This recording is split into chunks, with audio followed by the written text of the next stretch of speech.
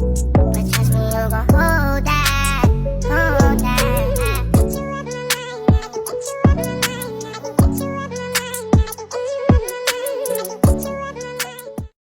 Bismillahirrahmanirrahim. Assalamualaikum warahmatullahi wabarakatuh. Halo teman-teman semua. Perkenalkan, nama saya Nadila Pratiwi dengan NIM 112101830000071 dari kelompok 5 kelas 6C PGMI.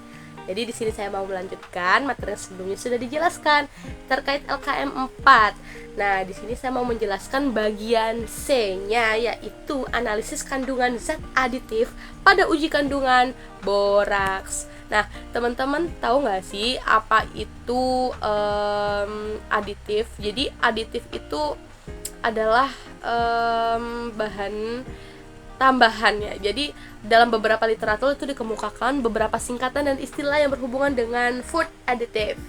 Food additives itu bahan tambahan. Nah, bahan tambahan kimiawi ini ada juga bahan tambahan pangan, bahan tambahan makanan, aditif makanan, juga ada zat aditif pangan, bahan penolong pengolahan makanan atau aditif kimia. Nah, istilah tersebut adalah sebagian dari sebutan bagi kelompok ingredient pangan yang dikenal sebagai food additives. Nah, ini jadi di dunia internasional itu atau di Indonesia juga dikenal sebutan zat aditif. Zat aditif ini apa? Zat aditif ini adalah senyawa atau campuran berbagai senyawa yang sengaja ditambahkan ke dalam makanan ya, dan terlibat dalam proses pengolahan, pengemasan serta penyimpanan, dan bukan merupakan dari bahan baku atau ingredients gitu ya, bukan bukan ingredients utama. Nah, zat aditif dan produk-produk degradasinya itu biasanya tetap di dalam makanan, tetapi ada beberapa yang sengaja dipisahkan selama proses pengolahan. Nah, kita langsung saja. Di sini kita mau uji kandungan boraks. Nah, uji kandungan boraks pada makanan tentunya teman-teman. Ya, kita di sini memerlukan alat dan bahan. Alatnya di situ ada blender atau chopper boleh, kemudian sendok, saringan, parutan, piringan kecil. Dan untuk bahannya sendiri terdiri dari tusuk gigi atau stick es krim boleh, kemudian ada air, ada kunyit, dan bahan makanan yang akan diuji. Nah, cara kerjanya di sini pertama-tama siapkan tusuk gigi atau stick es krim boleh ya, kemudian siapkan kunyit kurang lebih sebanyak 2 jari gitu ya. Lalu parut kunyit itu menggunakan parutan kelapa. Kemudian setelah diparut, peras air kunyit itu lalu pisahkan. Lalu rendam atau impregnasi stick es krim atau tusuk gigi tadi ya dalam ekstrak kunyit selama kurang lebih 1 hari. Lalu setelah kering, tusuk gigi dan es krim ini hingga betul-betul kering tanpa dijemur di suhu ruang. Jadi benar-benar dikeringin ya si stick es krim tadi. Siapkan bahan makanan yang akan diuji dalam percobaan uji kandungan boraks ini. Lalu uji deh semua bahan makanan menggunakan tusuk gigi atau stick es krim dengan cara menusukkan tusuk gigi atau stick es krim ini ke dalam sampel atau bahan makanan yang akan diuji. Lalu amati. Oke, ini dia pengamatannya. Selamat menyaksikan.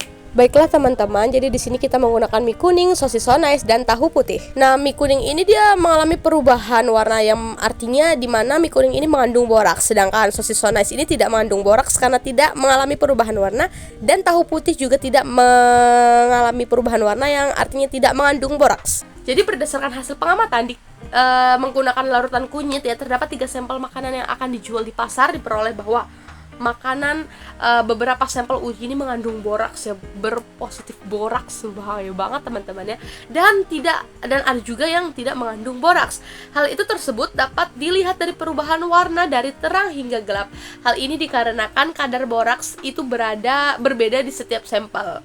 Nah, senyawa kurkumin yang terdapat pada kunyit menguraikan ikatan-ikatan boraks menjadi asam borat dan mengikatnya menjadi kompleks warna rosocyanine, atau berwarna merah kecoklatan gitu. Nah, jadi boraks itu sering disalahgunakan oleh produsen nakal yang gunanya untuk membuat makanan, padahal fungsi boraks sebenarnya di dalam dunia industri atau industri non pangan sebagai bahan solder loh. Jadi sebagai bahan pembersih, bahan solder, juga pengawet, kayu, antiseptik, terus ada kecoa. Jadi sering mengkonsumsi bahan yang mengandung boraks ini akan menyebabkan gangguan otak, gangguan hati, gangguan lemak, gangguan ginjal. Dalam jumlah banyak, boraks ini akan menyebabkan demam, koma, anuria, menimbulkan depresi, apatis, pingsan, bahkan kematian gitu ya. Ini benar-benar bahaya banget boraks itu.